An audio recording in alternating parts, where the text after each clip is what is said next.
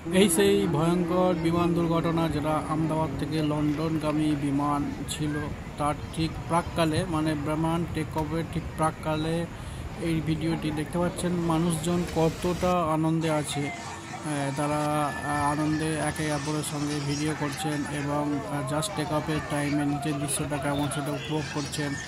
এই ধরনের নানা রকমের এক্সাইটমেন্ট মুমেন্টে এই ধরনের ভয়ঙ্কর একটি ঘটনা ঘটে যায়। যে ভয়ঙ্কর ঘটনায় এখনও পর্যন্ত জানা যাচ্ছে একজন মাত্র যাত্রী বেঁচে গিয়েছে, আর বাকি ছিল আপনার 242 জন যাত্রী বিমানটিতে যাত্রা করছিলেন। তার মধ্যে 230 জন ছিলেন যাত্রী এবং 12 জন ক্রু মেম্বার। তো দেখতে পাচ্ছেন ঠিক আগের মুহূর্ত এবং পরের মুহূর্তের ভিডিওগুলোকে সংযোজন করে আমি দেখানোর চেষ্টা করছি কতটা ভয়ঙ্কর ছিল এই বিমান দুর্ঘটনা, এবং যেটি এমবিবিএস কোয়ার্টারের মধ্যে বিমানটি গিয়ে ঢুকে যায় এবং ওখানে বিমানের কিছু অংশ এখনও পর্যন্ত আটকে আছে বলে জানা যাচ্ছে। এমার্জেন্সি মুভমেন্টে বিমানে দেশের সামরিক বাহিনী তৎপরতার সঙ্গে কাজ করছে।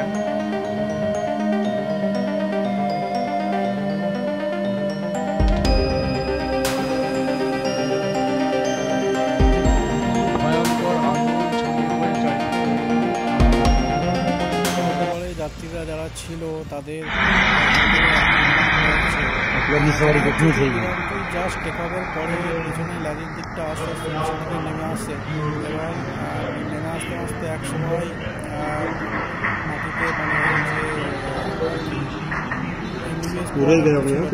কোয়ার্টার সেই কোয়ার্টারে গিয়ে আঘাত করে এবং কিছুটা অংশ ঢুকে যায়। আর তারপরে এই যে পরের দৃশ্যটা আপনারা দেখতে পাচ্ছেন, কোয়ার্টারের নিচে ভীষণ আগুন লেগে যাওয়ার পর থেকে সমস্ত গাড়ি এবং ওখানে যা ছিল সব জ্বলে পুড়ে ছাই হয়ে যায়।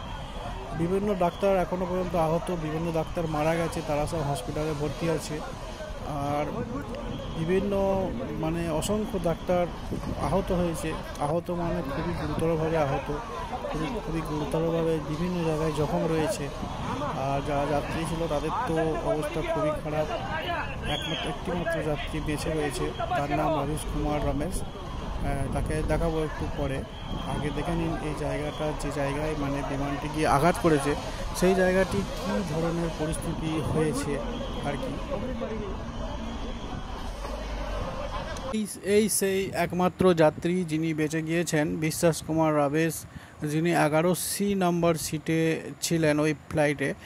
আর তিনি অবিশ্বাস্যভাবে বেঁচে গিয়েছেন এবং তার গুরুতর জখম বা আহত উনি হয়েছেন, কিন্তু প্রাণে বেঁচে গিয়েছেন, এটাই অনেক। আর তিনি 242 জন যাত্রীর মধ্যে একমাত্র যাত্রী যিনি বেঁচে গিয়েছেন। তাকে হসপিটালে ভর্তি করা হয়েছে তড়িঘড়ি এবং তার অবস্থা ভালো আছে বলে জানা গিয়েছে। কিন্তু এটাই অবিশ্বাস্য যে সমগ্র প্লেনে আগুন লেগে যাওয়ার পরে যখন সকল যাত্রী মারা গিয়েছে তিনি কিভাবে বেঁচে গেলেন, এটা একটি মিরাকেল বলা যায়। এটা একটি খুবই আশ্চর্যজনক ব্যাপার এবং তিনি হেঁটে চলে বেড়াচ্ছেন দেখা যাচ্ছে। তো যাই হোক, উনি বেঁচে গিয়েছেন, এটাই অনেক মানে আনন্দের ব্যাপার। তার হাজার দুঃখের মধ্যে এইটুকু আনন্দ যে তিনি এখনও প্রাণে বেঁচে আছেন।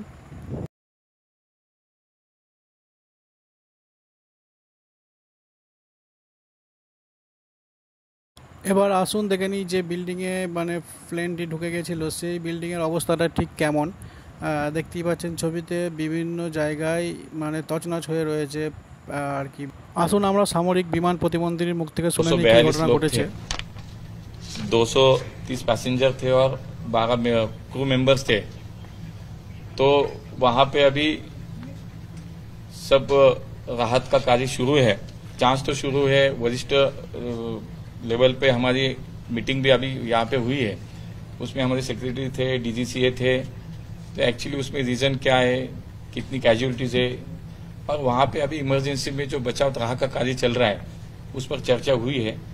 अभी किसी बात पर बोलना यानी कि कितनी कैजुअलिटी हुई क्या हुआ तो उस पर थोड़ा टाइम लगेगा।